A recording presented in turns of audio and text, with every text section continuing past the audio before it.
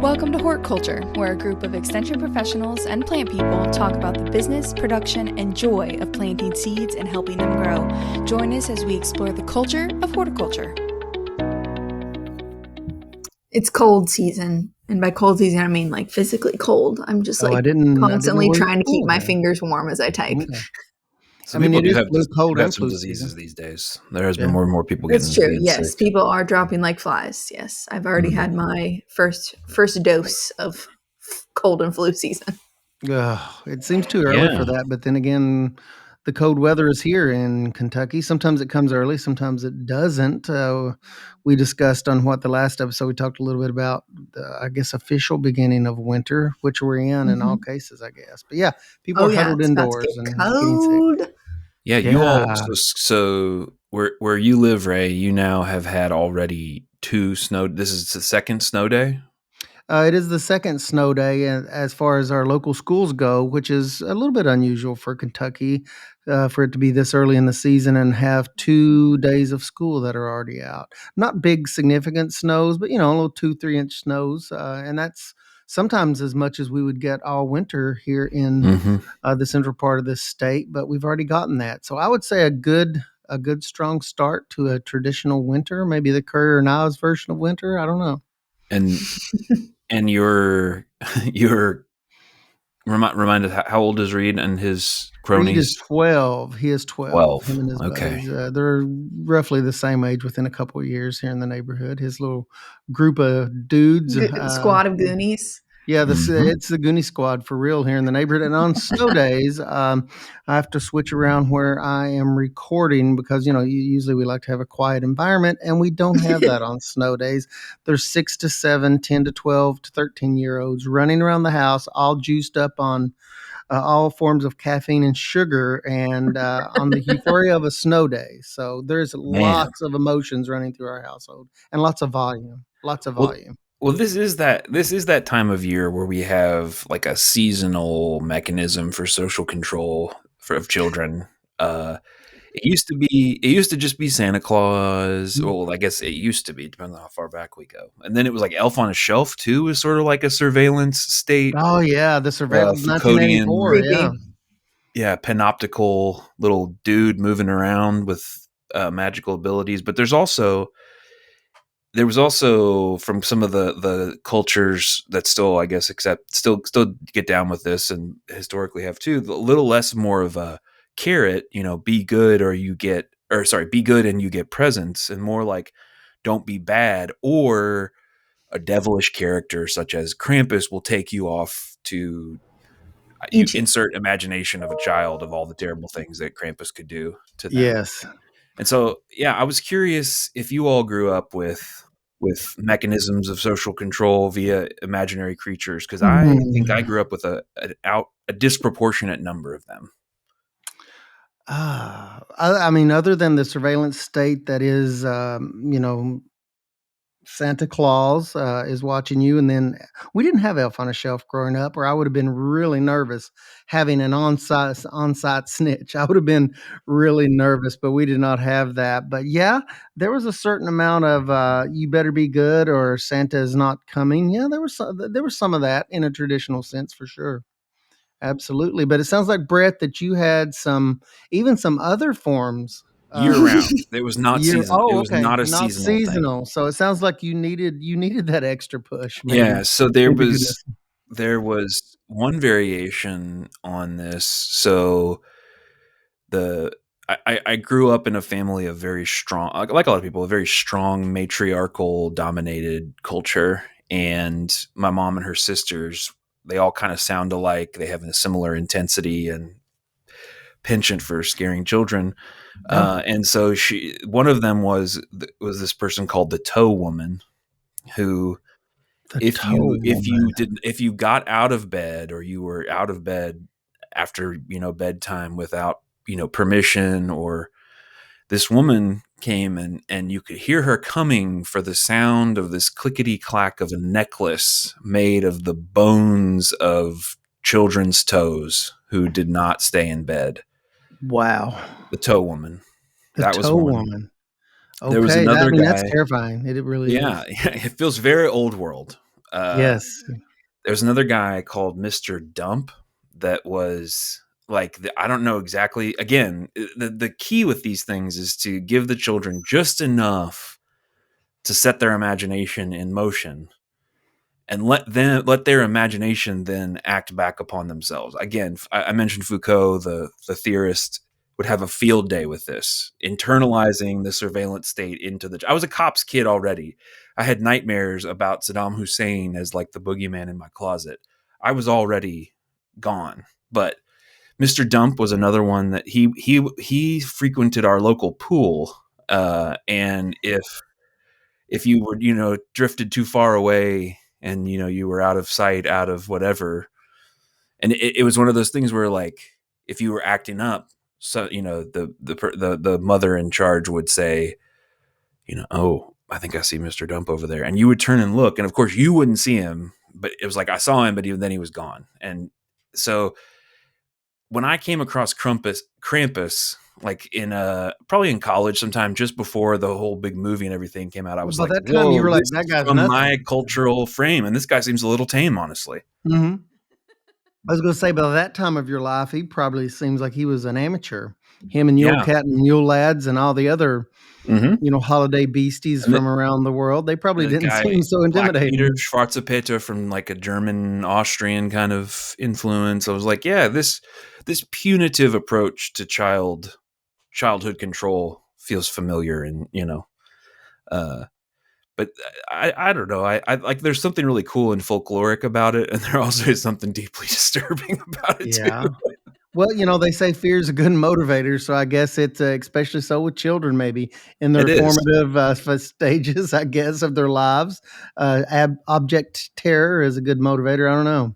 I don't Yeah, know. well, and I think too that, like, with a lot of these scary things and different ghosts and goblins and other things too, one of the things, this is something that people are inviting in to their mythology and their worldview to use to keep children in line around Christmas. But there's also times people want to scare those creatures away, and one of the things that they would typically maybe do would be to burn some sage, which is an herb.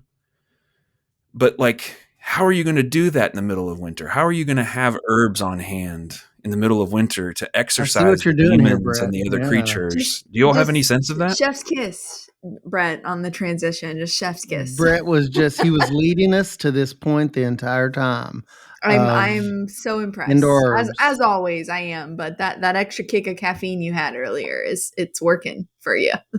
I mean, We're back. I And feel we're like back.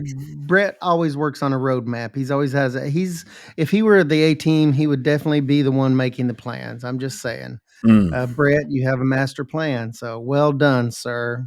Well done. Yeah, Well, so the how might we grow some herbs during the middle of winter time? indoor herb gardens. Yeah, we're always trying to think of things in the wintertime to do in horticulture, and that's one of the things that you can do. I don't do that a whole lot unless I have an existing herb pot that, like a perennial herb or something that I bring in. Sometimes I do that, but yeah, you can grow herbs indoors. Do you guys get into any of that yourselves? Herb I like windowsill had herb gardens? I had a little mini aquaponic system at one time that Hmm. was just like a fish Of tank course with you a did. beta in it, and it had I got it for Christmas one year, Yeah. and so I was able to do some herbs up on the top of the fish tank that way, and it was pretty Mhm. cool. Herbs and sprouts and those types of things. I just did the annual version of it, but yeah, it was fun Yeah. and had its own like light source and all that kind of stuff. It was very all encompassing for plant health. Yeah, I've worked with master gardeners, and I didn't give this much thought, but the perennial herbs, some of those that they've had for years and years, and they would bring those things in and outside, and they would have some herbs 15, 20 years old, the same group of herbs, perennials that they described the situation to me where they protected them for all those years and were careful, and they had them in a larger pot. So Mm-hmm. yeah, they did a great job, but when they brought them inside, they stressed to me that with indoor herbs, I mean, most of the common herbs that I think of when I think of herbs that are appropriate to bring inside. They're all from the Mediterranean region of the world, right? Which Mhm. means a couple of things: lots and lots of sunlight, and usually rocky, drier soils. So Mhm. anytime I think about plants and bringing them inside, and I think we discussed this on several earlier episodes, is the first thing you think about is, well, what's the native growing habitat of those plants? So lots of sunlight and drying out in between waterings, that's kind of their native habit. But the sunlight is the thing that gets me when bringing herbs indoors. It seems like that's the biggest hurdle. There is getting enough light in the wintertime. Even if you have a south facing window, it still presents challenges. And sometimes you Yeah. just have to add that extra sunlight, it seems like.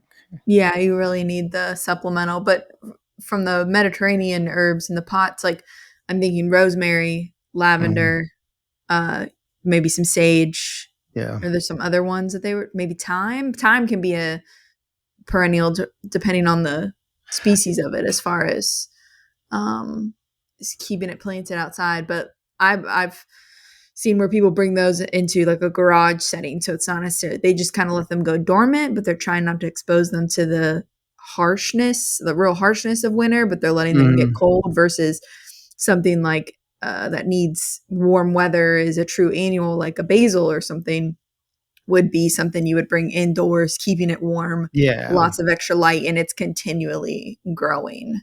Um, Interesting. Um, So when you all said indoor herb gardening, I wasn't imagining something that started its life outside. I was imagining like starting the seeds and them growing like it living most of its life like basil is indoors a good from the one. Yeah, jump. something like that. Yeah. Yeah. Yeah.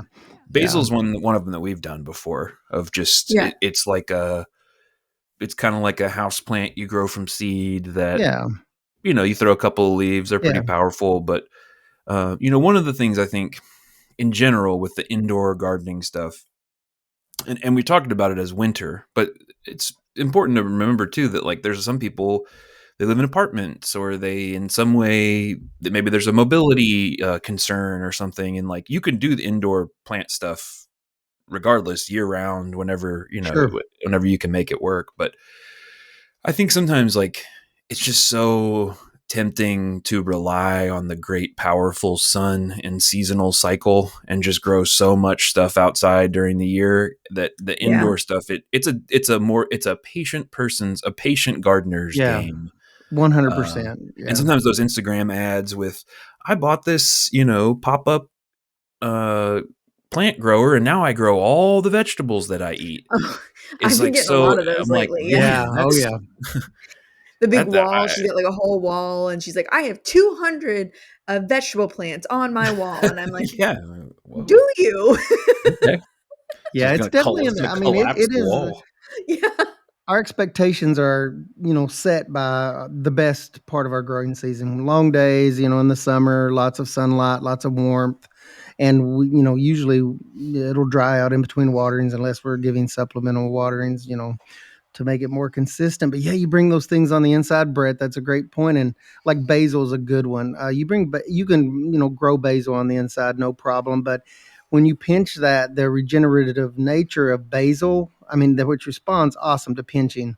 It just doesn't grow as fast on the inside, even though I give it supplemental light. And we're not talking about professional lighting kits, super high, discharge type of lighting kits. We're talking, things accessible to homeowners, but Mhm. the basil is going to grow slower, and not only grow slower, but I've noticed over the years, and I thought it was me at first, but now I don't think so because other people have mentioned it, the intensity of flavors. Have you guys ever Yeah. noticed that if you're doing like cilantro or even like parsley, some of the other annuals, basil's still going to taste like basil, but like even the intensity, the growth rate slower, and even the intensity of flavors isn't what you would get like, if it were to be grown outside in the summertime.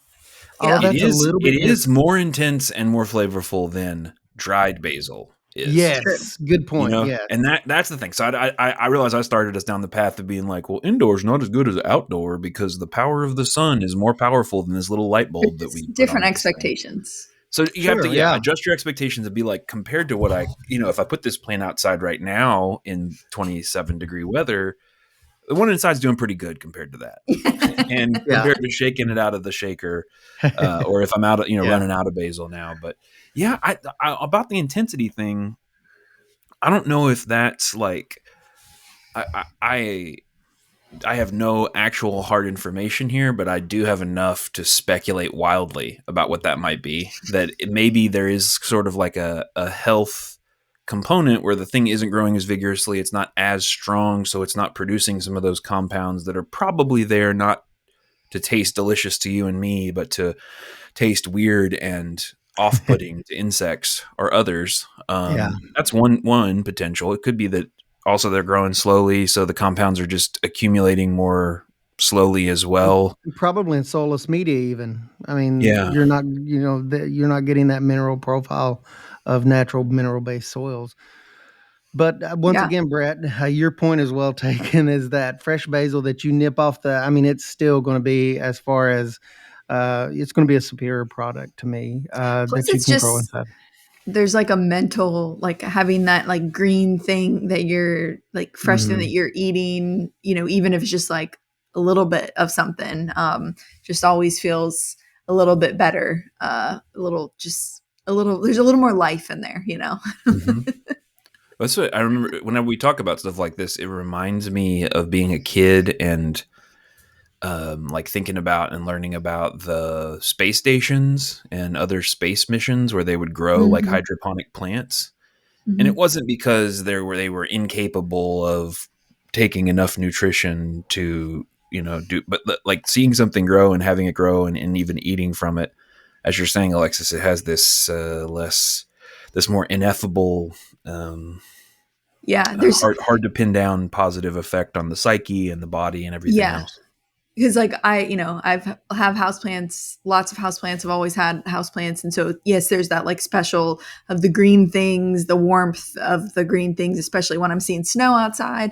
But then like if I have some herb plants or something inside, that next step of like being able to harvest and eat from it is just there's just like another layer of joy and something to that, I think, beyond just the regular house plants that's going on. Cat grass is a really easy one. It's not necessarily an herb we think about a lot, Your but cat may enjoy it.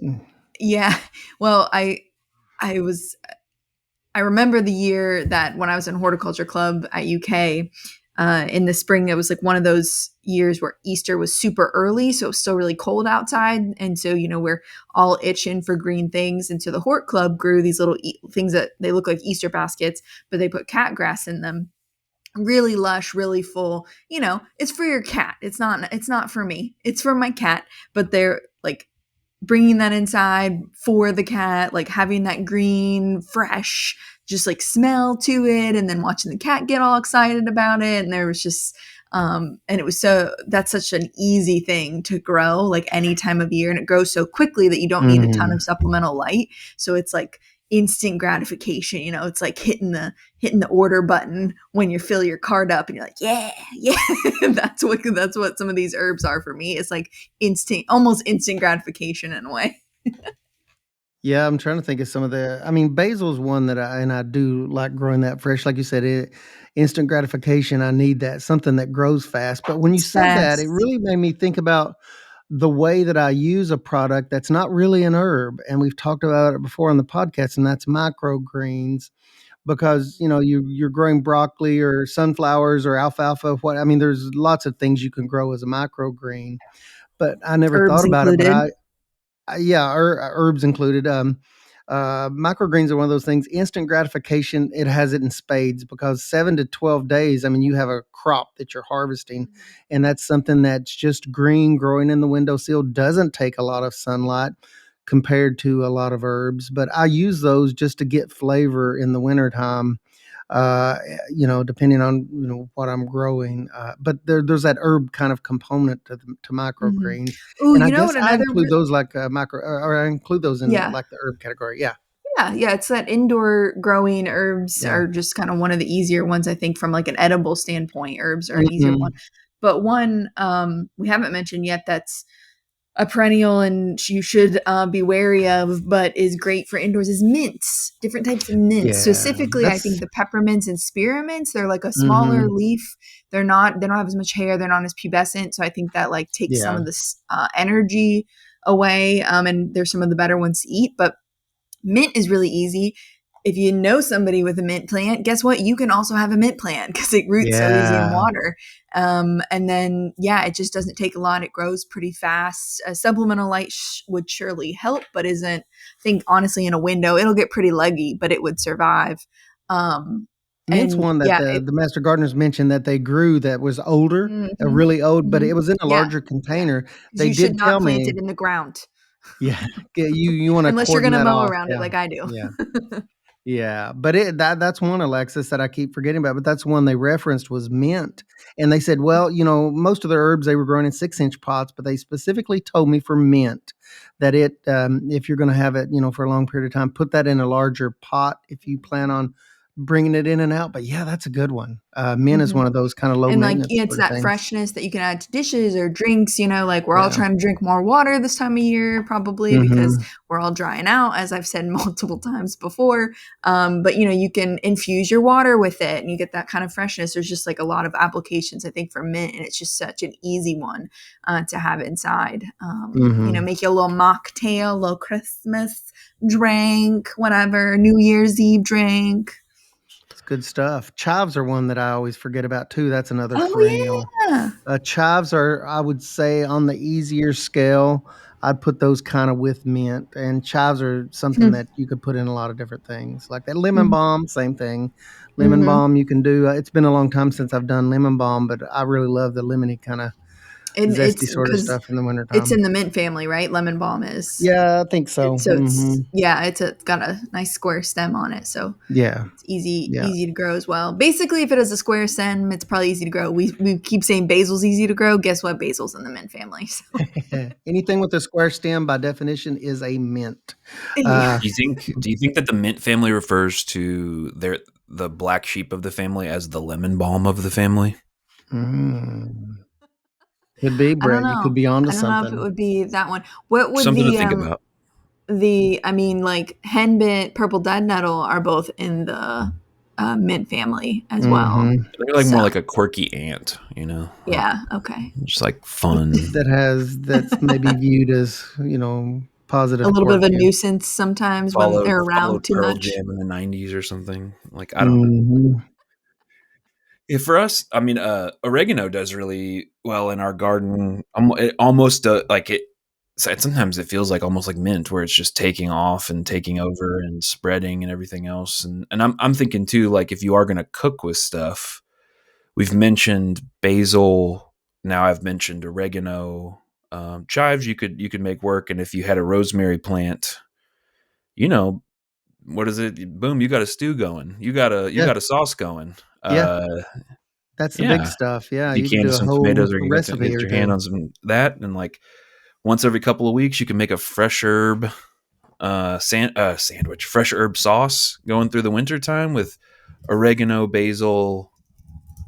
I mean, you could put all this stuff in. It depends on how herby you like it, and I think it's also an excuse to get a little more familiar with those flavors and maybe experiment with them in different dishes. I could even imagine a little bit of mint in a tomato sauce working Mhm, pretty well, but mhm.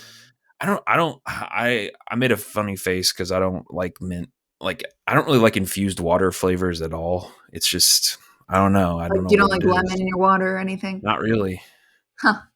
Not lemon, not cucumber. What in the heck are we doing? Why don't I just eat the cucumber It's because it has so it's much water mostly just in it? water It anyways. is Yeah. water. Cucumber is water. Yeah. Exactly. I mean, it's fine. I love when people do it. I'm happy for them.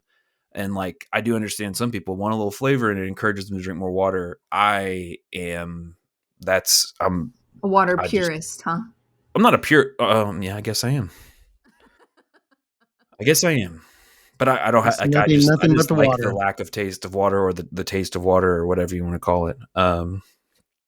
But, yeah, so we've said basil, we've said rosemary, thyme. This is like, are Parsley, you? chives. Yeah, are you going to Scarborough Fair? Listing them Mint. off. Mint, parsley. Did we say parsley? Somebody No, I said don't. parsley. I've Oh, seen I people do didn't say. parsley inside before. Yeah, I Yeah. think yeah. I have trouble with germination sometimes on parsley. It's the one that Parsley and does better with lower cilantro, light. It doesn't take a lot of yeah. light, Well, and as parsley much and light. cilantro tend to like to be a little cooler when they start, which can, aid if you are doing some winter growing or even inside. Like if you're growing it inside any time of the year, it's often, like cooler in the summer in your house. So they prefer to have a cooler start. So that could be beneficial to you as well. That's where a lot of people mess up because they see the cilantro and the parsley out in the stores for in Kentucky it would be May, right after our last frost. Really they should have been planted weeks before and then they bolt really quickly and you don't get a lot of parsley and cilantro. So here's your tip. They prefer to be cool, so plant them in April. So as far as citing things, not citing your sources with a C, but citing your plants with an S. Is this the same as houseplants? Is it different? Is it what's the vibe on like where we might Shoot. want to put stuff? And you're saying some stuff cooler, some stuff warmer. I'm assuming that's within the realms of what we keep our houses at. Uh, Mm-hmm. I would say the golden rule is what I've always experienced is the brightest window as you can find, and then add light on top of that, especially for Mm-hmm. like, we mentioned basil, even parsley, which doesn't take as much sunlight as basil, not nearly, it's more tolerant, but even that I find does better in the brightest window I can find. And then I add 12 hours of supplemental light on top of that with some sort of Mm-hmm. timed light. Yeah. That as far as looking for a location to put those, Brett, a sunny windowsill around patio doors, a sunroom if you have it, just as much sun. Because once again, remember, we're talking about Mediterranean plants for the most part, sun lovers, sun lovers. Unless you get a draft because you have old windows or old doors. In Yeah, that case, for those you know, herbs that you tend to see in the summer, such as basil, I'd rather you put them somewhere else, but give yeah, them, supplemental lighting that way. My house is very yeah. drafty, so I have to be careful about what I put in the windows and closer to the doors. So I'll Sun put and them heat against. lovers, yeah, Yeah, yeah. yeah. So just in the winter time, especially, that's going to be important. Mhm, That and then also don't we say it with houseplants. I mean, essentially, your herbs are now houseplants, right? So don't overwater them. mhm. Like Ray has said multiple times, a lot of these are Mediterranean plants. You're going to let them get a little bit dry before you go in and water them, and that's going to help with flavor, but it's also going to help them from rotting. That's going to be Yeah. pretty important. So. That's why if you oversize the pot, a lot of these herbs we're talking about today, a 6-inch pot is fine. That also Mhm. allows them to dry out in between waterings. If you get too much of a volume of a high quality potting soil, it can work against you. It doesn't want to, especially you have to be very careful of using potting soils with moisture modifiers in them because Yeah. herbs do not like those because they stay moist in between waterings. And a lot of these herbs, the roots will just rot on those. And the same goes for you have to be kind of careful of potting soil and mixes that are infused with some sort of fertilizer. Mm. Because in the wintertime, herbs need less fertilizer, just like our house plants. And you're talking about a very light application of fertilizer every 4 to 6 weeks. If the label says X amount, you cut that in a half or a third for herbs Mhm. growing on the inside. And it goes back to what Brett mentioned earlier that the growth rate is slower in the wintertime. So, yeah, you need less fertilizer and you got to be careful with the volume of mix that you're using to grow your herbs Mhm. in. If you brought in your herbs from the outside, and again, you're at the point now where you're like, maybe it doesn't look quite right or whatever. The benefit about herbs is if they're the ones that you're eating, you're kind of doing some natural pruning to them. So don't be Yeah. afraid to take some off. Like what I have this variegated basil that's very upright. It's called a columnar basil, so it's very upright, and so it is edible, but it's more for cuts. Basil is actually a good cut for cut flower production. Anyway, so it's a nice variegated upright. I have mother plants that I take cuttings from, but those mother plants that I put outside and then I'll bring indoors for the winter, I cut way back. Like I mean we're talking like there's one little chunk of leaves still there for multiple reasons, insects, all kinds of stuff. But that allows them to start reflushing once we start Yeah. getting past the winter solstice and we get light coming back. And then I'll take cuttings of that. But if you're using it to eat, then you're kind of naturally doing some of that pruning, but you don't have to be extra careful. They don't need a ton of foliage, even with supplemental light this time of year. Yeah, I think one of the interesting things about plants with the leaves in particular is that leaves are both an asset and a liability.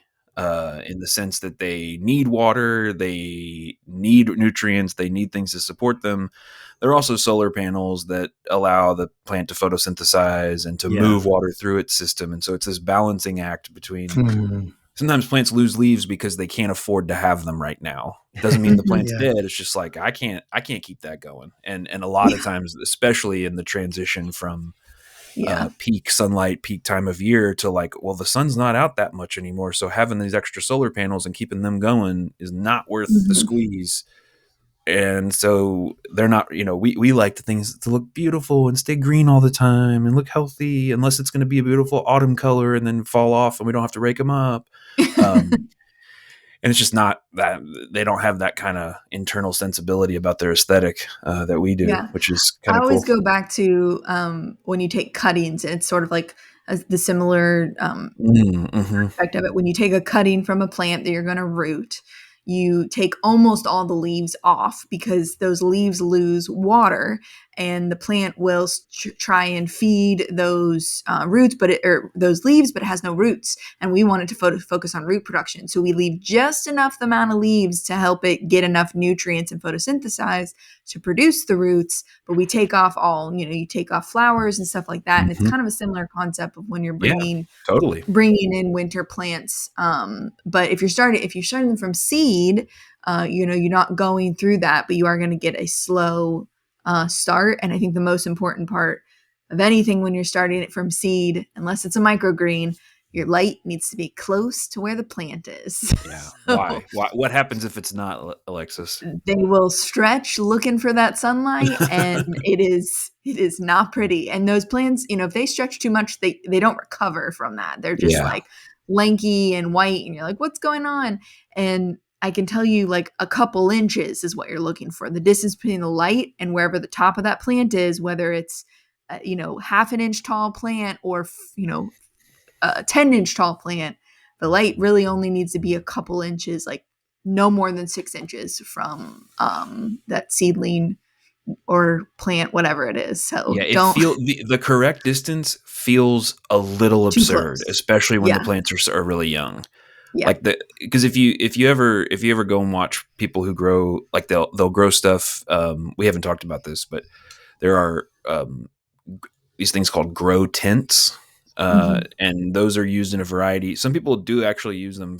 A lot of people use them for cannabis production, Mm-hmm. but you can also use them for vegetable production. You can use them to Mm-hmm. keep your house plants happy in the summertime. And it's literally like this tent thing, and it's got a lot of them have shiny insides, and there's a light Reflective. inside, and there's a fan that's circulating stuff. It keeps humidity high. There's lots of stuff all over YouTube about how to use these. And one of the things that's striking about it is like, whoa, that light is crazy close to those plants, Mm-hmm. because that little tiny light, it only, a couple of inches is that level of proximity. It's crazy to think is the same or not even quite as strong or as effective as the sun 93 million miles away. Yeah. It's like you got that light the perfect distance, and our species and all of the species that rely on the sun, which is pretty much everything, we also happened to get the exact perfect distance away from the sun. That's pretty cool. Sometimes they're a little too close, namely during summertime when we sort of tilt Yeah. back. I'm like, Us, a little all of us close. pale kids on the podcast are like, we're feeling a little close to the sun right now. I'm gonna need to But cover yeah, up with some things. leggy transplants are they're so sad because they get leggy. They don't have no structure to support them. They fall over. They're touching the soil. They rot. They Pitiful. die. It's just Yeah, it's there's no tough. coming back from that. Yeah, once Yeah, they flop there really over, isn't. You've just wasted time. Start over. Like And that I super leggy. I have trouble with high temperatures do that too. The sunlight is the biggest Mhm. factor, obviously, but at the office, I keep turning down when we grow transplants, like for master gardener projects or community programs. I'll turn the temperature down at night for a lot of common vegetable transplants when it's time to start those. And somebody Mhm. will invariably go through and turn that back up from 62 up to like, why is this so low in here?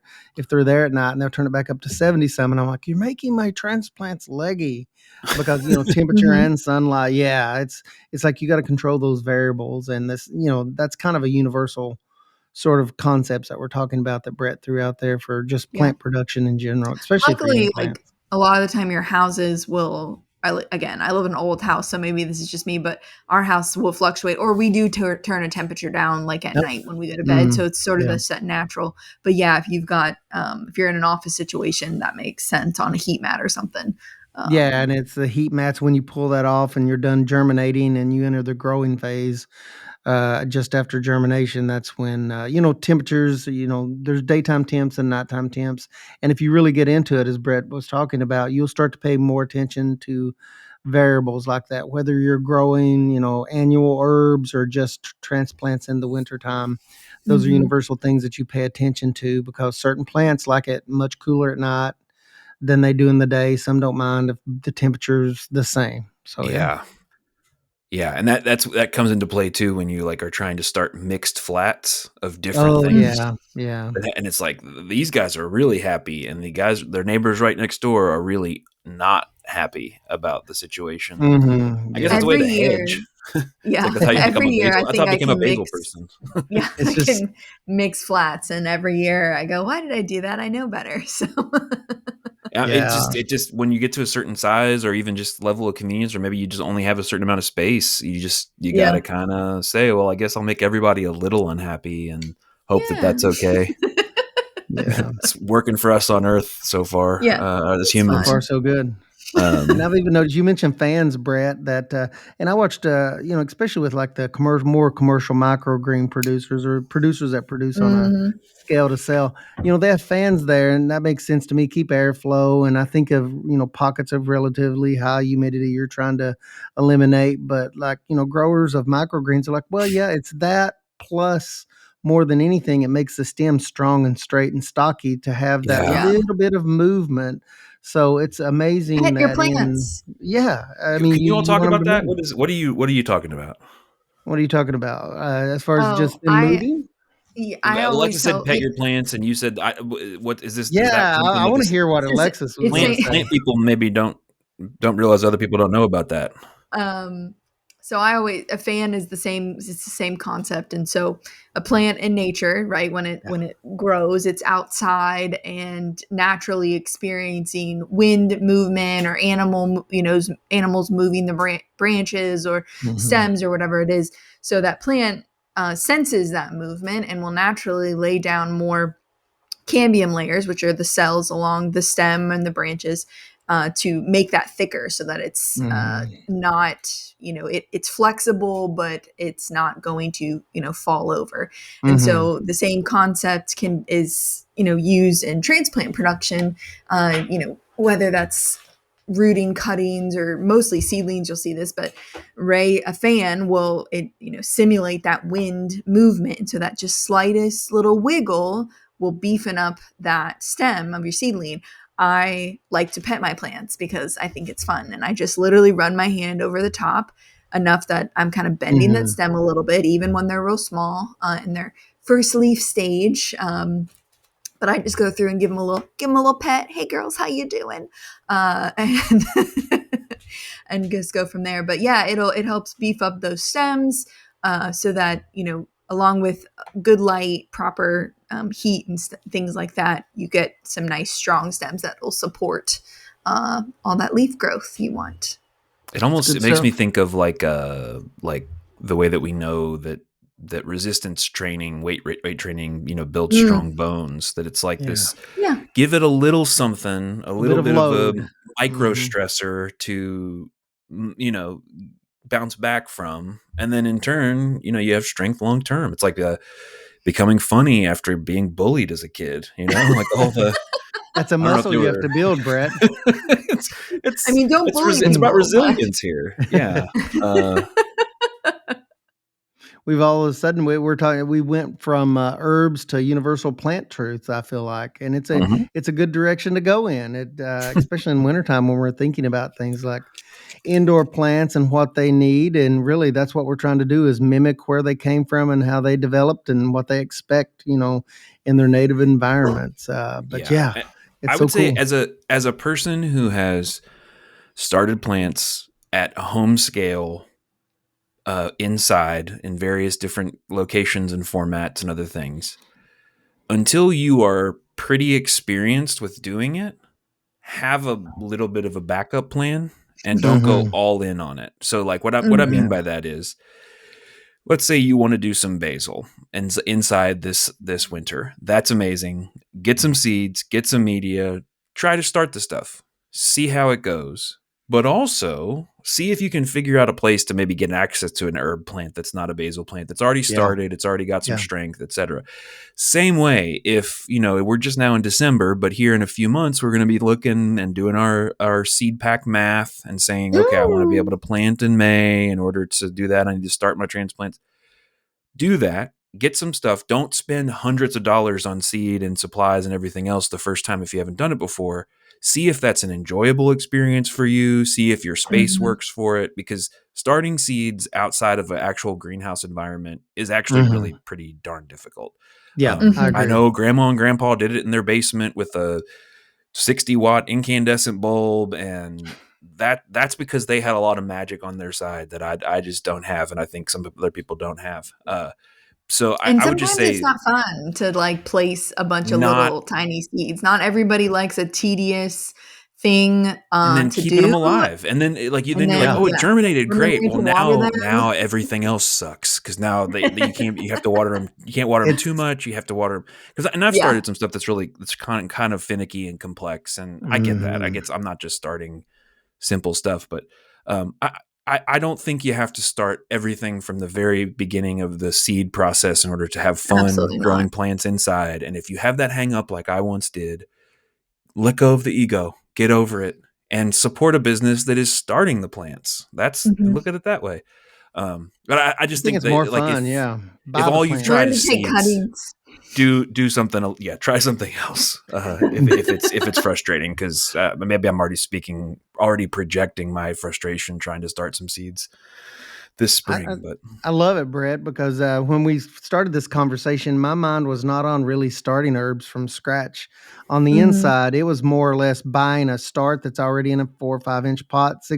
I yeah, that's a great point because I was that's not called thinking wisdom, of Ray. starting. I mean, I've been there and I failed a lot. I should know better, but Mhm. I mean, it's just hard to we even though you may know the technical things that need to happen, it's hard to mimic that inside of a home that's got its own I mean, my wife would probably complain if I had it 62 degrees inside the home, and it's I hard would to not mimic be those pleased. things. Yeah, it's tough. So that's a great point. If you want to have success, sometimes it's just easier to buy a plant and that's past the seed starting and juvenile stage and just harvest it. Focus on harvesting Mhm. Well, because that it's thing. Yeah. when you try to start a seed, not to over anthropomorphize, but when you try to start a seed, you're trying to convince this little biological investment that a previous plant made that the conditions are good enough that you can come out and you can thrive and you can do well using just that little savings account that your mother plant gave you. It's much easier to convince a plant that's already grown, already invested some stuff, already has much more, has a job, it's got sleeves, it's got some It's other, a to career keep path. living than it is to convince Got that his little driver's thing license. to get started outside of ideal conditions. Because you're not really going to ever create Mediterranean ideal conditions inside of a house from the 50s or earlier in Lexington, Kentucky. You're just not going to do it. And I think that once you accept that into your heart, speaking to myself, and let go of that ego and pride a little bit and just lean into, this is amazing that I'm growing this plant inside and it smells nice and it's fun. I don't The know. I'm best not trying to plant get too people philosophical about it, but grow in multiple ways. So they're definitely. not all doing seed, they're not all doing cuttings, they're not all doing whatever. They're doing multiple things and they know their strengths and weaknesses. So And they bury their failures deep in the backyard. yeah, yeah, that's why we grow so many plants. So when they die, it's just like, anyways. I mean, you as a gardener, I think it's gardeners are inquisitive souls, I think, and there's this probably, at least for me, that I always want to try things on the fringe. So if I'm not failing, am I even trying? Yeah. I don't know. Remember, you are compost, and to compost you shall return, right? That's right. Hopefully. Carbon and nitrogen in the end. Well, perfect. We will wrap this up We here better. today. And we might get too philosophical on our growing indoor herbs section. So let me bring everybody in here for a second. But Bring try it it in. out. If you can't find any because it's the dead of winter, you can't find any plants. Definitely try some seeds, but don't be too hard on yourself. Or find a friend that is overwintering some of their herbs. And be like, can I just Has get a some little mint. bit of that? I just get a Yeah. little bit, a little something, something. We hope you enjoy it. Get some freshness into your meals, maybe, or your waters if you're into that kind of thing. Don't forget to follow us on Instagram at Hort Culture Podcast. You can also shoot us an email if you have questions. You're like, I think I want to buy this weird indoor growing kit. What are your all's thoughts on this? We can give you that non-biased, good extension support that way. So feel free to shoot us an email, and that is in the show notes. But we thank you guys for being here with us today, and we hope you'll join us next time. Have a great one.